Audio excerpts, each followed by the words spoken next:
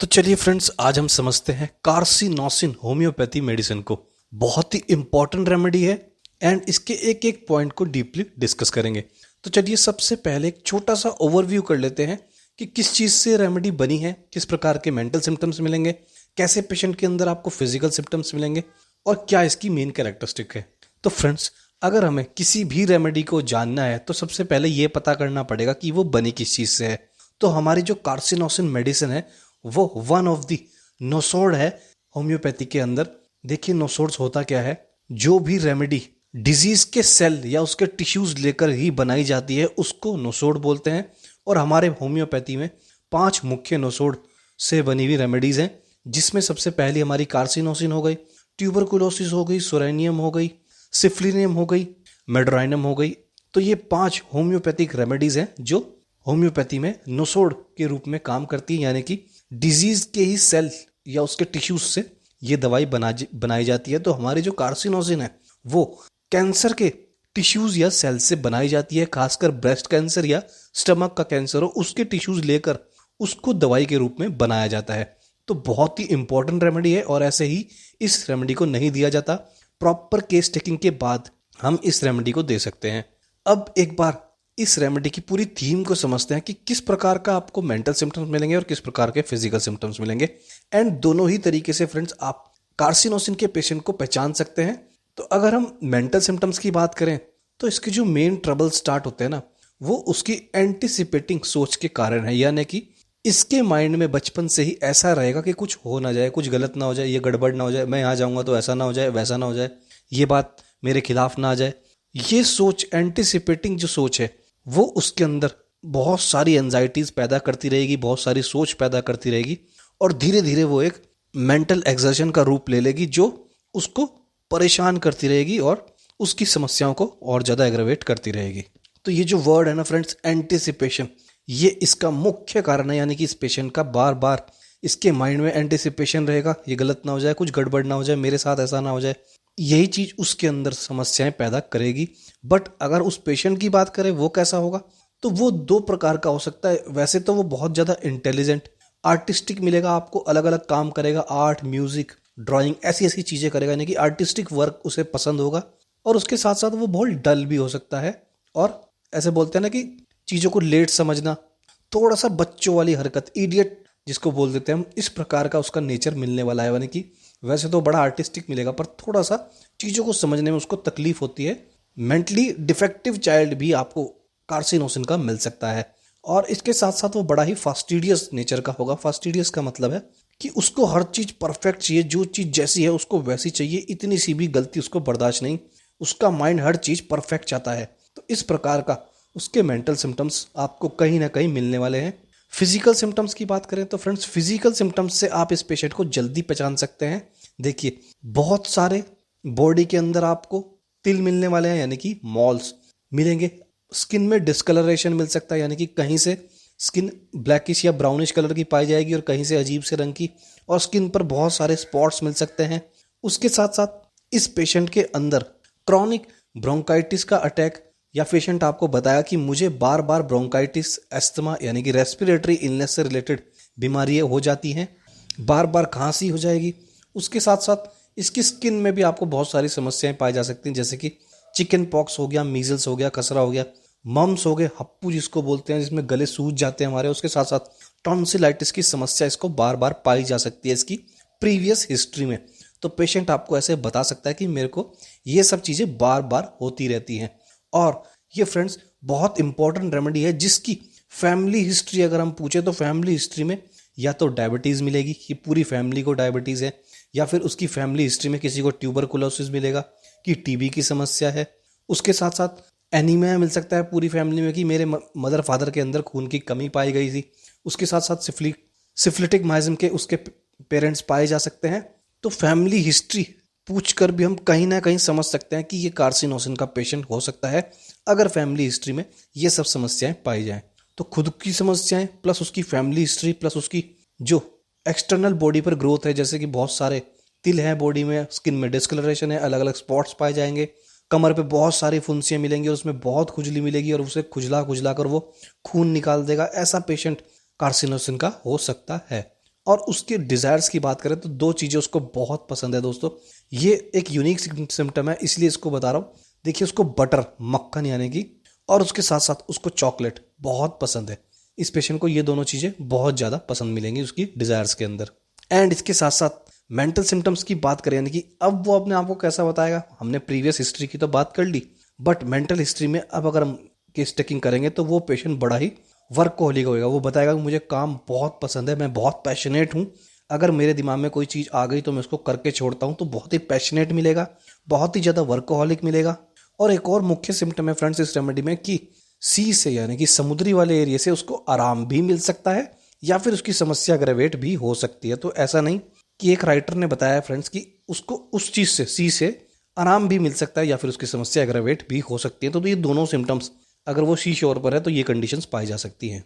और फ्रेंड्स, इसके mental symptoms में उस पेशेंट को संगीत बड़ा पसंद है, यानी कि म्यूजिक और डांसिंग दोनों ही बड़ी पसंद है। तो ये भी एक यूनिक सिम्टम है कार्सिनोसिन का। तो इस सिम्टम, यानी कि इस पेशेंट को पहचानना थोड़ा सा इजी पड़ता है अगर हम अच्छे से केस टेकिंग कर ले, मेंटली भी, क्योंकि बड़े ही यूनिक सिम्टम है मेंटली। और फिजिकली तो आप इस पेशेंट को जल्दी पहचान लेंगे, यानी कि फिजिकली आप देखकर जल्दी पहचान सकते हैं। क्यों? क्योंकि अलग अलग स्पॉट्स मिलेंगे स्किन के अंदर, अलग अलग धब्बे जिसको बोलते हैं, बहुत सारे तिल्स मिलेंगे बॉडी पे, बर्थ मार्क मिल सकते हैं। तो ये सब चीज़ें आपको उस पेशेंट के अंदर मिल सकती हैं। चलिए अब इसके की यूजेस को समझते हैं कि सबसे ज़्यादा यूज रेमेडी कहाँ पर आती है। तो फ्रेंड्स, की यूजेस के अंदर सबसे पहला पॉइंट दिया गया है एब्डोमिनल पेन, यानी कि पेट के अंदर दुखन, पेट के अंदर दर्द। ऐसा क्यों है उसकी भी बात करते हैं और इसके साथ साथ इसके कॉन्स्टिपेशन की भी बात करेंगे। फ्रेंड्स, इस पेशेंट को कोलोन, जो बड़ी आंत होती है, उसमें भी राइट साइड ये पेशेंट आपको पेट में दर्द बता सकता है। और उसके साथ साथ इसके स्टूल की बात करें तो बहुत ही हार्ड इसको स्टूल आती है और वो भी इसको परेशान करती है, वो भी इसके पेट में दर्द करती है। और अगर हम इसके पेट के दर्द की बात करें कि किस प्रकार की सेंसेशन मिलेंगी, तो बर्निंग पेन, यानी कि एक जलन वाला दर्द, ये पेशेंट आपको बताएगा। कोलोन की साइड, यानी कि लीवर से थोड़ा सा नीचे बड़ी आंतें होती हैं फ्रेंड्स, लार्ज इंटेस्टाइन, उसको कोलोन बोलते हैं, उसमें भी राइट साइड ये आपको पेन बताएगा। तो बड़ा ही मुख्य सिम्टम है इसके पेन का भी, यानी कि लीवर वाले रीजन के आसपास, उससे थोड़ा सा नीचे वो आपको पेशेंट पेन बता सकता है। और उसके साथ साथ उसको कॉन्स्टिपेशन पाया जाता है, और कॉन्स्टिपेशन में भी बहुत ज़्यादा ड्राई और हार्ड स्टूल उसमें पाया जाएगा। सेकंड की यूजेस की बात करें तो बात की गई है फ्रेंड्स क्रॉनिक फटीग सिंड्रोम। क्या समझ आ रहा है? थकावट, बहुत कमजोरी, बहुत पहले से। तो जो उसकी एंटिसिपेशन है ना, वही उसके अंदर कमजोरी पैदा कर देती है। देखिए, काम उसको बहुत पसंद है, वो एक वर्कहोलिक पेशेंट है, बट उसकी जो चिंताएं हैं, उसकी जो समस्याएं हैं, धीरे धीरे धीरे धीरे उसके अंदर क्या कर देंगी, उसको थका देंगी, उसकी बॉडी वीक कर देगी। इसके कारण उसको बहुत जल्दी थकावट हो जाती है। और उस थकावट में अगर वो छोटा सा नैप ले लेना, छोटी सी नींद ले ले, तो उसको बड़ा रिलैक्स मिलता है। क्योंकि इस पेशेंट के अंदर ना इंसोम्निया, यानी कि नींद की कमी भी पाई जाती है। नींद उसको बहुत कम है, उसकी सोच उसको नींद आने ही नहीं देती। तो अगर उसको थोड़ी सी भी नींद आ जाए तो हर चीज़ में उसको आराम मिलता है, यानी कि जो थकावट है उसमें भी उसको बेटर फील होता है। और ये जो क्रॉनिक फटीग सिंड्रोम है, ये उसकी मसल्स पर भी इफेक्ट करता है फ्रेंड्स। पेशेंट बताएगा कि मैं अगर थकता हूं ना तो मेरी पूरी शरीर में दुखन स्टार्ट हो जाती है, जैसे एक टेंडरनेस आपको मसल्स के अंदर मिलेगी, जैसे एक खिंचाव, एक दुखन मसल्स के अंदर आपको इस पेशेंट के अंदर मिलेगी। उसके साथ साथ माइंड में डिजीनेस पाई जाएगी, यानी कि सब कुछ घूम सा रहा है, एक चक्राव, एक चक्कर जैसा सब कुछ। अगर वो पेशेंट ज़्यादा थक जाएगा तो इस प्रकार के सिम्टम भी आपको बता सकता है। इसके नेक्स्ट की यूजेस की बात करें जो कि है इंसोम्निया, तो फ्रेंड्स इसका बेसिक मीनिंग होता है नींद ना आना। बिल्कुल नींद नहीं रहती, और ये पैटर्न ना इसके अंदर बचपन से ही रहता है, यानी कि बचपन से इसकी नींद कम है तो वो ही धीरे धीरे इसके ब्रेन पे हावी हो जाती है। और अंत तक, यानी कि जब ये एल्डर स्टेज में आएगा तब भी उसको नींद पूरी नहीं होती। इसीलिए हल्का सा भी नींद अगर पूरी हो जाए, एक शॉर्ट नैप भी उसको बड़ा रिलीफ करता है।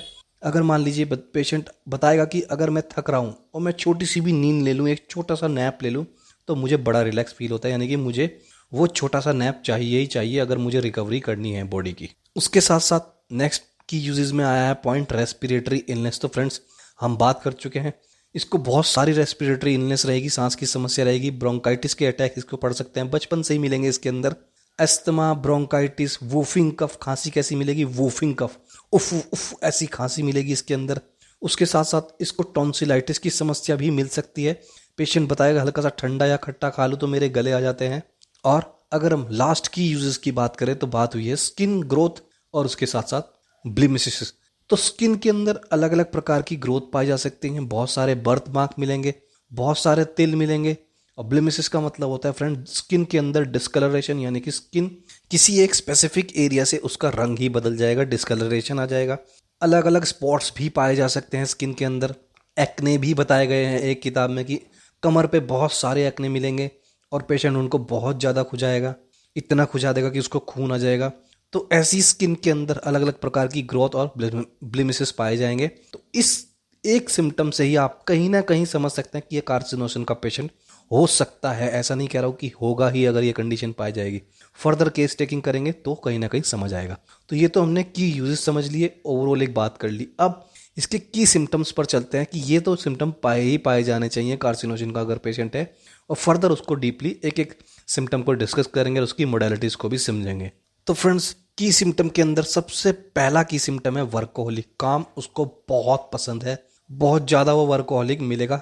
उसके साथ साथ फास्टिडियस भी मिलेगा, जो जैसा है परफेक्ट चाहिए उसको, इतनी सी भी गलती उसको माइंड में उसको बर्दाश्त नहीं। उसके साथ साथ पैशनेट नेचर, जो उसके माइंड में आ गई ना उसको करने को दौड़ता है, यानी कि ठान लेता है कि ये तो करना ही करना है। तो वर्कोहलिक और पैशनेट नेचर आप खुद समझ सकते हैं कि कहीं ना कहीं ये दोनों चीज़ें मिलती है ना तो चिंता हमेशा पैदा होती है। तो एंटिसिपेशन उसके अंदर इन दोनों के कॉम्बिनेशन के कारण आ ही जाता है।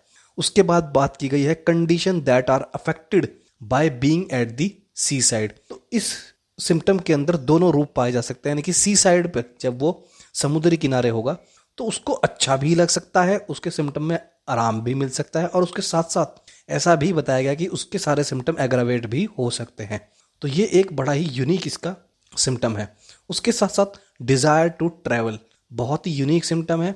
कैल्कीरिया फॉस ट्यूबरकुलोसिस दोनों में ये पाया जाता है, और उसके साथ साथ कार्सिनोसिन एक मुख्य रेमेडी आती है जिसमें डिजायर टू ट्रैवल पाया जाता है। और दोस्तों उसके बाद बात की गई है desire for butter and chocolate. ये इसका सबसे मुख्य सिम्टम है। पेशेंट बताया कि मुझे पूरे दिन आप बटर देते रहिए, पूरे दिन आप चॉकलेट देते रहिए। ये दोनों इसके बहुत ही मुख्य सिम्टम है।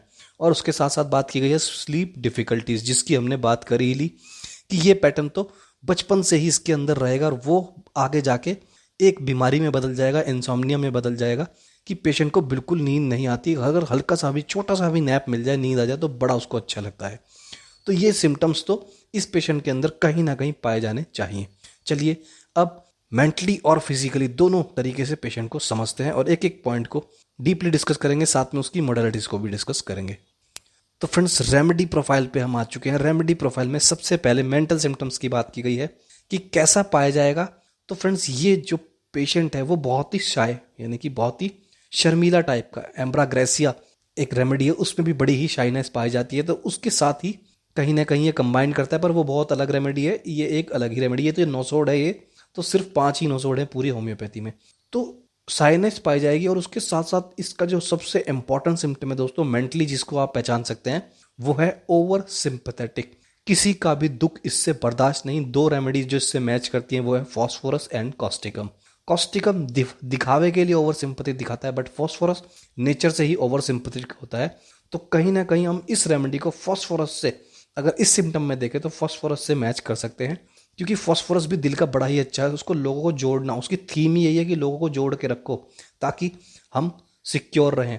इस प्रकार का ओवर सिंपैथेटिक नेचर का आपको कार्सिनोसिन का पेशेंट मिल सकता है। उसके साथ साथ हाइपर सेंसिटिव भी है। हाइपर सेंसिटिव क्यों है? क्योंकि एंटिसिपेशन जो है ना वो उसको हाइपर सेंसिटिव बना देता है कि मेरा काम नहीं हुआ अब तक, ये काम ना हुआ तो ये हो जाएगा, गड़बड़ हो जाएगी, इसलिए वो हाइपर सेंसिटिव भी है। और ये चीज़ें बचपन से ही इसके अंदर पाई जाएंगी, जैसे कि मैंने आपको बताया कि एंटिसिपेशन ही उसका मेन कॉज है। तो ये चीज़ें बचपन से आपको इसके अंदर पाई जानी चाहिए। और इसी में आगे बताया गया कि इस प्रकार के जो बच्चे हैं उनके इमोशंस कहीं ना कहीं दब जाते हैं, कि such children typically suppress their emotion. वो अपने इमोशंस को कहीं ना कहीं दबा लेते हैं। क्यों? क्योंकि वो बड़े साय नेशन के हैं, बड़े ही ओवर सिंपैथेटिक है और उसके साथ साथ हाइपर सेंसिटिव भी हैं। तो कहीं ना कहीं उनके जो इमोशंस हैं ना वो बचपन से ही दबने लग जाते हैं। तो वो ना तो दुनिया में ज़्यादा जाते, और अगर दुनिया में जाएंगे और अगर किसी ने उनको क्रिटिसाइज कर दिया, यानी कि उनके विपरीत बात कर दी, उनकी हंसी उड़ा दी, उनकी खिल्ली उड़ा दी, तो वो बड़े ही क्या कहते हैं परेशान हो जाएंगे माइंड से। तो यही बात उसने बता रखी है कि डिसलाइक बीइंग क्रिटिसाइज्ड और scolded and are easily offended. तो जल्दी ही ऑफेंडेड हो जाएंगे।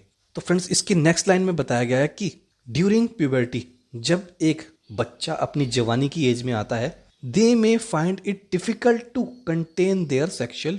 ऐसा है क्यों, वो बताता हूं। देखिए उस इस लाइन में बताया क्या गया, इस लाइन में बताया गया है कि ऐसा पेशेंट जब जवानी में आता है तो अपनी सेक्सुअल फीलिंग को बाहर नहीं ला पाता, यानी कि उसको सेक्सुअल फीलिंग इतनी ज़्यादा नहीं आ पाती अंदर से ही। उसका कारण यह है उसकी साइनेस, उसका जो शर्मीलापन है ना, वही इस चीज़ को उभरने नहीं देता जब वो जवान हो जाता है तब भी। यानी कि बचपन की जो हरकतें हैं ना, जो बचपन में बच्चा कैसा होता है, थोड़ा सा कुछ भी कर देगा, जो मन में आएगा वो बोल देगा, इस प्रकार का ही वो जवानी में भी थोड़ा सा दिखता है। तो इसलिए उसकी सेक्सुअल फीलिंग बाहर इतनी अच्छी से नहीं आ पाती। और उसी में आगे बताया कि जब वो अडल्ट होता है ना, they tend to be passionate and often become workaholic.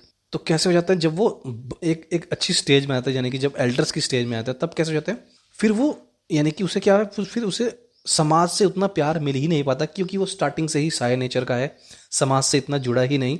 तो फिर समाज से तो फिर उसका कनेक्शन ही कट जाएगा, तो बचा क्या, काम। तो काम से फिर वो बड़ा प्यार करने लग जाता है, पैशनेट बन जाता है किसी भी चीज़ को, कि यानी कि पैसा पाना है तो फिर पाना है, ये काम करना है तो फिर करना है, उसके लिए दिन रात एक कर देगा। और उसी में आगे बताया गया continuously pushing themselves to the limits, यानी कि हद पार करने तक की मेहनत वो कर देता है। तो आप समझ गए हो किस तरीके का बचपना है, किस तरीके का फिर एक प्यूबर्टी जब स्टेज आती है तब है, और जब एक एल्डर स्टेज आ रही है तो किस तरीके का कार्सिनोसिन पेशेंट के अंदर चेंजेस आपको देखने को मिल रहे हैं। बचपने में कैसा है, इंटेलिजेंट है, आर्किटेक्चर यानी कि नई नई क्रिएटिव चीज़ें करना पसंद है, बट उसकी जो शाइनेस है वो उसे समाज से कहीं ना कहीं अलग रखती है। तो फिर इसीलिए जब जवानी में आता है तो फिर उसकी जो सेक्सुअल एक्साइटमेंट है वो भी कहीं ना कहीं दब जाती है, तो लोगों से घुल मिल नहीं पाएगा। तो फिर एंड में बचता क्या है, काम। तो फिर काम से वो बहुत प्यार करने लग जाता है, काम के लिए फिर वो अपने आप को ओवर द लिमिट भी खींच देगा। तो यही इसमें पूरा एक रोल बताया गया है बचपन से जवानी तक का और उसके एल्डर स्टेज तक का। अब बात की गई है इसके डिज़ायर्स की, तो ट्रैवल और एक्साइटमेंट इसको बहुत पसंद है। इसको बादल देखना बड़ा पसंद है, जैसे बिजली कड़क रही है तो आराम से देखता रहेगा, इसको कोई डर नहीं, इसको अच्छा लगता है वो चीज़। म्यूज़िक पसंद है, डांस पसंद है, ये सब चीज़ें यानी कि जो भी एक्साइटेड करती है ना आपको, वो उसे आगे जाके एंथ में बड़ी पसंद आती हैं। जैसे कि ट्रैवल हो गया, कोई ऐसी चीज़ जो आपको एक्साइटमेंट, बंजी जंपिंग हो गया, ये सब चीज़ें यानी कि फिर वो करना पसंद करता है। और इसी में आगे एक बहुत ही इंपॉर्टेंट लाइन दी गई है दोस्तों, जो इसके क्रॉनिक फटीग सिंड्रोम को बड़े अच्छे से समझाती है कि देयर यर्निंग, यर्निंग का मतलब है पाने की इच्छा, लालसा, for deep fulfilment there may lead to exhaustion and illness. देखिए वर्कहॉलिक तो वो है, उसके साथ साथ पैशनेट है, तो जो काम की लग जाएगी ना, उसको जो पाने की इच्छा है, लालसा है, उस पे वो अपने आप को हद से ज़्यादा झोंक देता है ना। वो हद से ज़्यादा जो झोंकता है वो उसको कहीं ना कहीं एग्जॉस्ट कर देती है और बीमार कर देती है। फिर वो दिन रात एक कर देगा, यानी कि खाना मिल रहा है तो मिल रहा है, नहीं तो नहीं। ऐसा वो पेशेंट बन जाएगा कि दिन हो रात हो वो काम कर ही रहा है, कर ही रहा है, तो कहीं ना कहीं वो फिर उसके माइंड पर भी अफेक्ट करती है, उसको फिजिकली भी इलनेस उसके अंदर पैदा कर देती है। तो यही कंडीशन आगे जाके उसके क्रॉनिक फटीग सिंड्रोम का कारण बनती है। तो फ्रेंड्स बड़ी ही खूबसूरती से इस बुक ने कार्सिनोसिन के मेंटल सिम्टम्स को कवर किया है। अब उसने उसके फिजिकल सिम्टम्स की बात की गई है। People who benefit most from the remedy में strong craving for fatty foods उसको अच्छे लगते हैं, बटर अच्छा लगता है, चॉकलेट अच्छी लगती है। फिजिकल सिम्टम की वो पॉजिटिवली और negatively affected by being at the seaside, जिसकी हमने स्टार्ट की थी कि वो पॉजिटिवली अफेक्टेड भी हो सकता है और नेगेटिवली अफेक्टेड भी हो सकता है जब वो समुद्री किनारे जाएगा। बट ये सिम्टम ज़्यादातर लाई नहीं करता, यानी कि नॉर्थ साइड में जो बंदे रहते हैं तो उनका समुद्री किनारों से कोई मतलब ही नहीं है।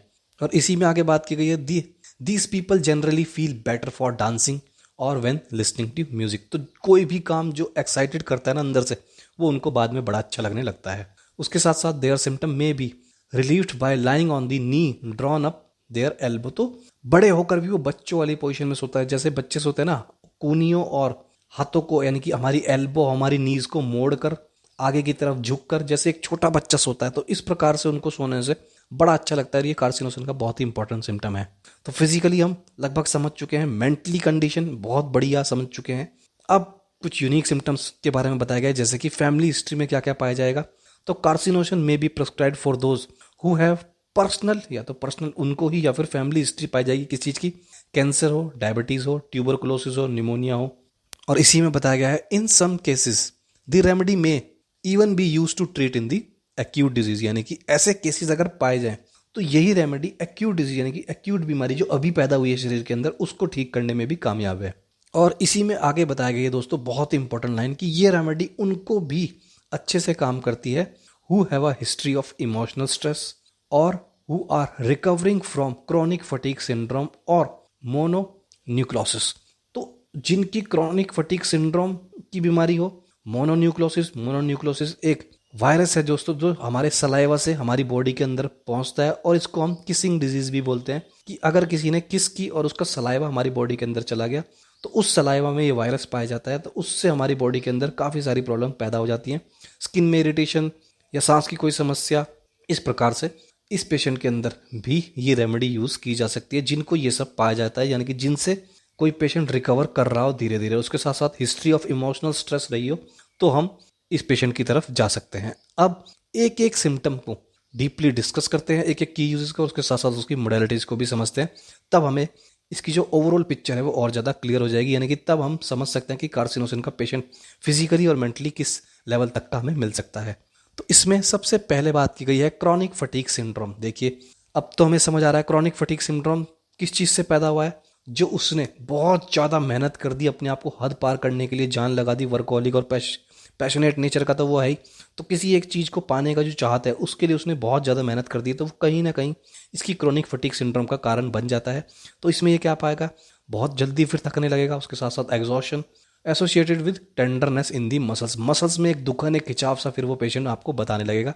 उसके साथ साथ this is often accompanied by dizziness, तो उसके ब्रेन में भी फिर डिजीनेस पाई जाएगी, यानी कि सब कुछ घूम सा रहा है, एक चक्राव सा, ये सब फिर उसकी क्रॉनिक फटीग सिंड्रोम के रूप में पाया जाने लगेगा।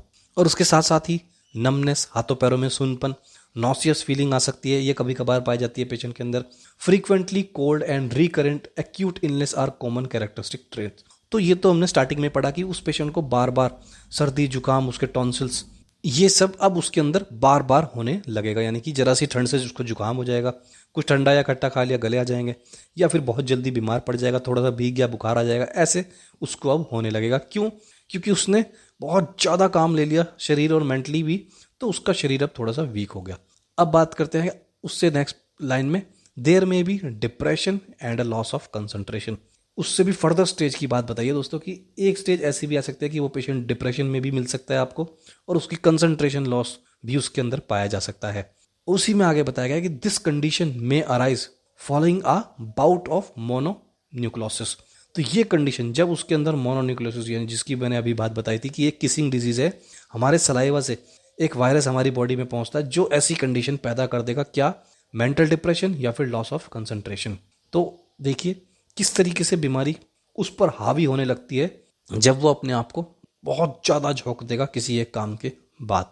उसके बाद नेक्स्ट पॉइंट में बात की गई उसके इंसोम्निया की, उसकी नींद ना आना। तो ये पैटर्न तो उसको स्टार्टिंग से ही है, chronic inability to sleep soundly, यानी कि बचपन से ही ये सब पाया जाएगा कि उसकी नींद प्रॉपर नहीं है, बड़ा कम सोता है बच्चा। माँ बाप आपको बताएंगे कि बच्चा बहुत ही कम सोता है और ये बचपन से ही बहुत कम सोता हुआ है, specially if the pattern has apparently since childhood. ये पैटर्न चाइल्डहुड से, बचपने से ही उसके अंदर पाया जाएगा। This insomnia is particularly associated with prolong period of emotional stress. तो फ्रेंड्स एंटिसिपेशन ही उसका मुख्य कारण है जिसकी हमने स्टार्टिंग से बात की थी। तो बार बार वो इमोशनल स्ट्रेस और उसकी समस्याएं, यानी कि इमोशंस दबना, जरा सी बात की कि फास्टिडियस भी पाया गया है, यानी कि जो काम चाहिए परफेक्ट चाहिए, जिसमें घुस गया उसको करके ही छोड़ेगा। तो ये सब चीज़ें इमोशनल स्ट्रेस को और ज़्यादा बढ़ाती रही और वो इंसोम्निया में बदल गई।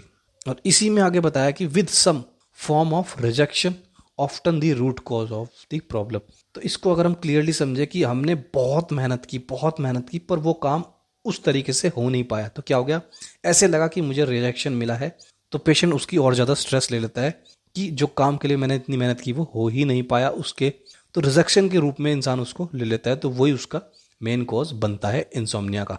और इसी में नेक्स्ट लाइन बताया गया friends, stimuli such a thunderstorm may cause excitement and prevent sleep. तो अगर रात के समय बिजली कड़की है ना, तो ये पेशेंट कैसा है, इसको एक्साइटमेंट वाली चीज़ अच्छी लगती है, तो वो नींद को साइड कर देगा और आराम से बैठ के बिजली को देखता रहेगा। बिजली जब कड़क रही है, थंडरस्टॉर्म जब हो रहा है, तो वो उसकी स्लीप को भी प्रिवेंट कर देता है, रोक देता है। तो ये इंसोम्निया के सिम्टम है फ्रेंड्स। इंसोम्निया की अगर मोडेलिटीज़ को समझें, आराम किस चीज़ से मिल रहा है, इन the evening for a short nap. शाम के समय उसको थोड़ी नींद आती है, और थोड़ी सी भी अगर नींद आ जाए तो उसको बड़ा अच्छा लगता है। वर्ष कब होगी, जब फिजिकल एक्सर्शन होगा और ड्यूरिंग थंडरस्टॉर्म। तो देखिए फिजिकल एक्सर्शन यानी कि शारीरिक काम और ज़्यादा हो जाएगा तो उसको और ज़्यादा नींद नहीं आएगी। और बहुत सारे पेशेंट आपको मिलेंगे जो आपको बताएंगे जिस दिन मैं ज़्यादा काम कर लेता हूँ ना उस दिन मुझे नींद बिल्कुल नहीं आती। और उसके साथ साथ ड्यूरिंग थंडरस्टॉर्म, जब थंडरस्टॉर्म आएगा तो उसकी नींद खुद ब खुद गायब हो जाएगी। क्यों? ये एक एक्साइटेड वाली, जो एक्साइटेड कर देने वाली फीलिंग होती है जब एकदम से बिजली कड़कती है, तो जो भी एक्साइटेड कर देने वाली फीलिंग है ना वो उसको उस तरफ अट्रैक्ट कर देती है। एंड लगभग यही मोडेलिटीज क्रॉनिक फटीग सिंड्रोम के अंदर भी पाई गई थी।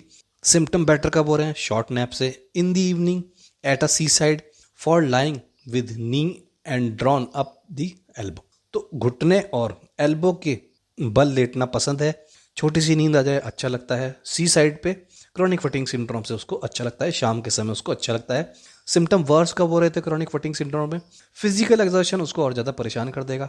फॉर डैम्प क्लैमी सराउंडिंग से उसको और ज़्यादा समस्याएं बढ़ेगी। और अनड्रेसिंग से उसको और ज़्यादा एग्रावेशन होता है फ्रेंड्स। ऐसा क्यों है? क्योंकि शरीर में अब जान ही नहीं बची, तो अनड्रेसिंग उसको ऐसा फील कराएगी कि मेरे जो कवच है, सिक्योरिटी कवच है, वो हटता जा रहा है। क्योंकि वो शाइनेस उसके अंदर बचपन से ही है, तो अनड्रेसिंग उसको और ज़्यादा एग्रावेट करती है। क्रॉनिक फटीग सिंड्रोम की मोडेलिटीज़ की बात हमने की है, तो दोनों में ही लगभग insomnia and chronic fatigue syndrome में मोडेलिटीज़ लगभग सेम है। अब बात करते हैं इसकी रेस्पिरेटरी इलनेस की, यानी कि सांस से संबंधित क्या समस्याएं इसके अंदर पाई जाएगी।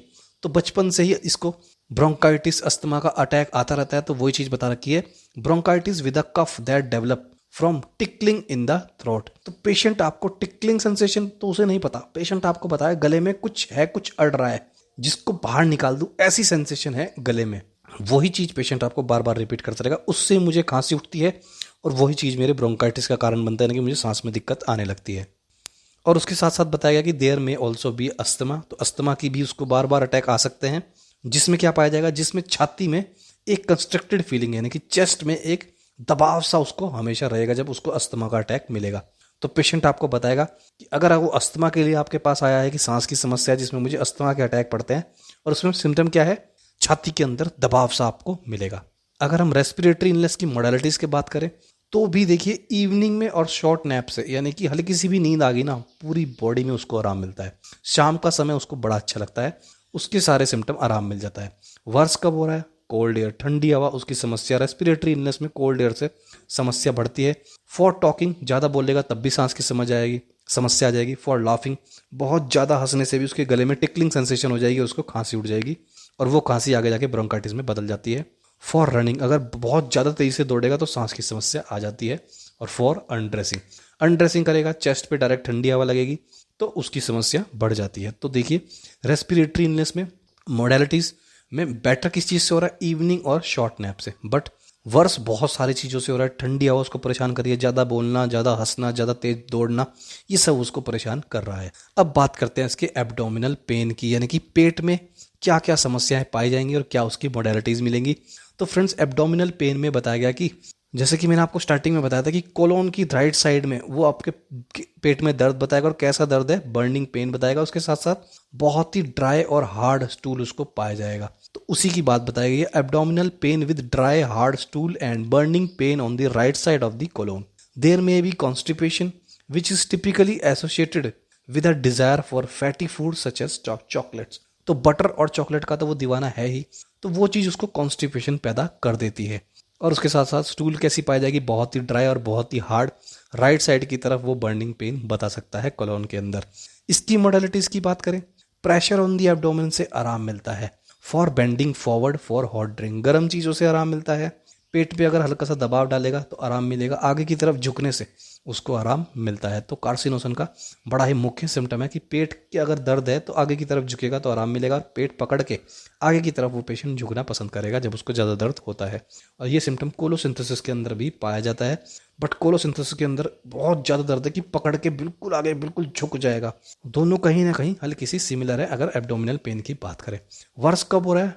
4 PM से लेकर 6 PM।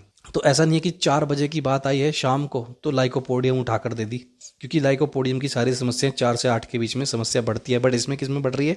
4 से 6 बजे के बीच में, इवनिंग में, PM लिखा हुआ है फ्रेंड्स, तो 4 से 6 बजे के बीच में उसकी समस्याएं बढ़ जाती हैं, खासकर एब्डोमिनल पेन की। अब सबसे इंपॉर्टेंट जिससे हम इस पेशेंट को इजीली समझ सकते हैं वो है उसकी स्किन ग्रोथ एंड ब्लेमिशेस। तो स्किन ग्रोथ के अंदर क्या पाया जाएगा? बहुत सारे मल्टीपल मॉल्स, क्या बहुत सारे तिल पाए जाएंगे बॉडी के अंदर। Blemishes acne on the back and chest और बॉयल्स, तो कमर पे या फिर छाती पे बहुत सारे एक्नेस पाए जाएंगे या फिर पानी वाले दाने पाए जाएंगे, जिनको पेशेंट लगातार खुजाता रहेगा और इतना खुजा देगा कि उसमें से खून भी आता रहता है और उसमें बहुत ज़्यादा दुखन भी पैदा होती है। तो वही बात बता रखी है, there may be itching and a tendency to bruise और ब्लीडिंग ईजिली। और इसकी अगर हम मोडालिटीज़ की बात करें तो इवनिंग में बड़ा अच्छा लगता है इस पेशेंट को।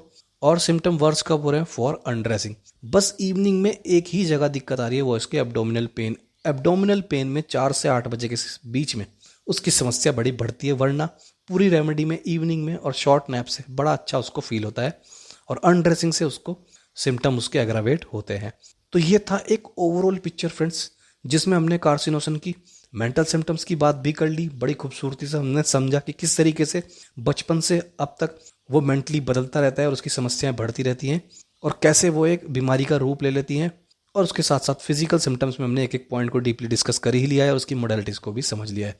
तो इसमें अगर आपको कोई भी डाउट हो, कमेंट बॉक्स में कमेंट कर सकते हैं, आपकी क्वेरी को जरूर कंप्लीट किया जाएगा।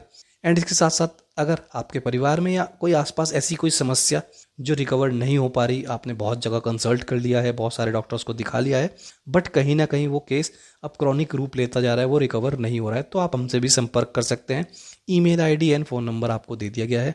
सिर्फ फ़ोन नंबर पर व्हाट्सएप पर मैसेज करें फ्रेंड्स, कॉल या वीडियो कॉल ना करें प्लीज़। एंड इस रेमेडी से रिलेटेड कोई भी समस्या हो, कमेंट बॉक्स में कमेंट करें, क्वेरी को जरूर कंप्लीट किया जाएगा। आज के लिए इतना ही, कल मिलेंगे इससे भी ज़्यादा इंफॉर्मेटिव रेमेडी के साथ। तब तक के लिए धन्यवाद।